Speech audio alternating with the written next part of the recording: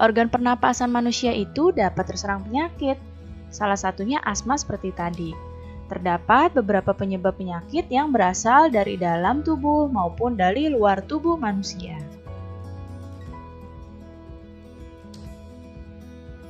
Berikut beberapa penyakit pada sistem pernapasan manusia. Ada asma, kemudian flu, bronkitis, tonsilitis, dan pneumonia. Sebenarnya masih banyak lagi yang lainnya ya, cuma kali ini kita akan membahas penyakit-penyakit yang ini. Ya. Yang pertama adalah asma. Asma adalah penyumbatan saluran pernapasan yang disebabkan oleh alergi seperti debu, udara dingin, rambut, bulu, atau bisa juga karena kelelahan. Asma ini gejalanya dadanya terasa sesak, batuk, napas terasa berat, dan napasnya berbunyi. Pengobatan untuk asma dapat dilakukan dengan memberikan inhaler. Jadi inhaler itu merupakan alat untuk memasukkan obat ke dalam saluran pernapasan secara langsung dengan dihisap melalui mulut. Nah, perhatikan di gambar di sini, ini adalah saluran napas yang normal. Sedangkan yang asma seperti ini. Lihat di sini ya, ini ada penyumbatan di saluran pernapasannya seperti ini. Makanya penderita asma napasnya akan terasa sesak jika sedang kambuh. Inhaler itu seperti apa? Inhaler bentuknya seperti ini, seperti yang tadi dipakai oleh kakek Husin untuk menyemprotkan obatnya. Supaya obatnya ini bisa dihisap langsung masuk ke mulut dan tenggorokannya, ke saluran napasnya. Yang selanjutnya adalah flu. Flu ini adalah gangguan pernapasan yang disebabkan oleh virus. Nah, gejala utamanya itu sakit kepala, demam, hidung tersumbat oleh lendir, badan terasa letih, dan juga nafsu makan berkurang.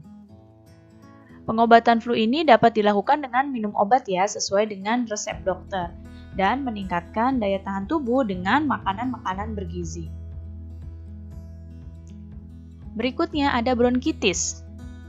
Bronkitis adalah infeksi atau peradangan saluran bronkus yang biasanya disebabkan oleh virus. Nah, gejala bronkitis adalah batuk berdahak, demam, dan sesak napas. Pengobatan bronkitis dilakukan dengan minum obat sesuai dengan resep dokter, istirahat yang cukup, serta mengkonsumsi makanan yang sehat dan bergizi. Perhatikan gambar di sini.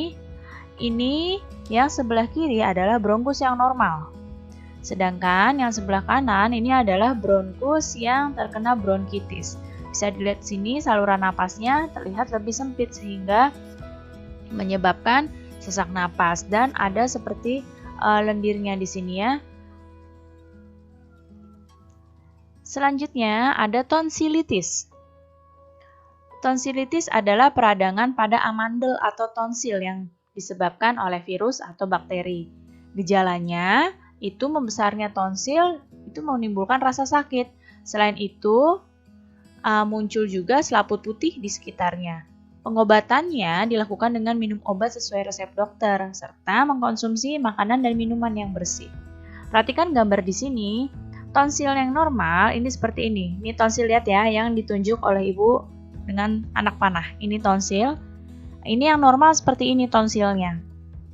Tapi pada tonsilitis, tonsilnya meradang membengkak seperti ini.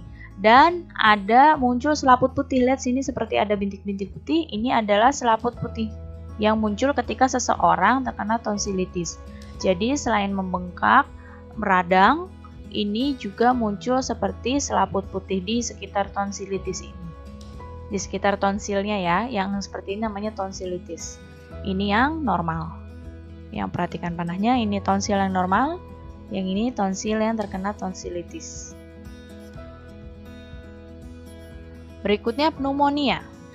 Pneumonia adalah peradangan pada bronkiolus dan alveolus karena bakteri Streptococcus pneumoniae. Bisa juga karena virus atau jamur. Gejalanya batuk dengan dahak yang berdarah, sesak napas, nyeri dada, dan demam tinggi. Pengobatan pneumonia dilakukan dengan minum obat sesuai dengan resep dokter. Perhatikan di sini, ini adalah alveolus yang normal. Seperti ini, alveolus yang normal tidak hanya berisi udara saja, tapi pada alveolus yang terkena pneumonia, di sini ada seperti cairan di dalam alveolusnya. Nah, sekarang coba perhatikan di hadapan kalian. Di sini ada gambar beberapa tarian daerah di Indonesia. Ya, ini ada gambar beberapa tarian daerah di Indonesia. Nah, hampir semua tarian Nusantara itu menggunakan properti. Apa sih properti itu? Properti tari adalah segala kelengkapan dan peralatan yang digunakan ketika pertunjukan tari. Jadi saat pertunjukan tari, kalau ada kelengkapan dan peralatan yang digunakan, itu namanya properti. Nah, properti tari merupakan salah satu unsur pelengkap dalam sebuah tarian, supaya tariannya terlihat lebih indah. Apa sih fungsinya properti tari? Yang pertama, penari dapat menyampaikan ide dan makna gerakan tarian agar lebih mudah dipahami oleh penonton. Yang kedua, fungsinya properti tari adalah pelengkap busana tarian. Yang ketiga, fungsinya properti tari itu menghidupkan karakter tokoh yang dibawakan oleh penari tersebut. Dan yang keempat, menambah keindahan dalam tarian. Ini adalah jenis properti tari. Ada properti jenis senjata dan ada properti jenis lainnya. Properti jenis senjata itu seperti pedang, keris, tombak, rencong, busur, anak panah, dan sebagainya. Tentu saja senjata yang digunakan sebagai properti tari itu bukan senjata sungguhan, tapi hanya senjata rekayasa. Ya, jadi bukan senjata sungguhan. Hanya senjata yang digunakan sebagai properti untuk memperindah tarian-tarian tersebut. Dan kemudian ada properti jenis lainnya, seperti contohnya topeng, piring, selendang, payung, lilin, tongkat, dan sebagainya. Nah, perhatikan gambar di sini. Ini ada beberapa tarian.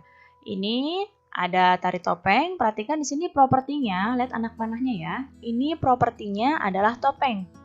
Di sini propertinya ada topeng dan juga ada selendang.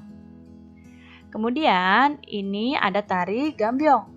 Tari gambyong ini propertinya adalah selendang. Jadi untuk memperindah tariannya itu menggunakan selendang. Dan di sini ada tari piring. Tari piring propertinya adalah piring-piring ini yang digunakan oleh penari. Baik, cukup sekian ya penjelasan Ibu pada pertemuan ini. Mudah-mudahan kalian dapat paham dan mengerti.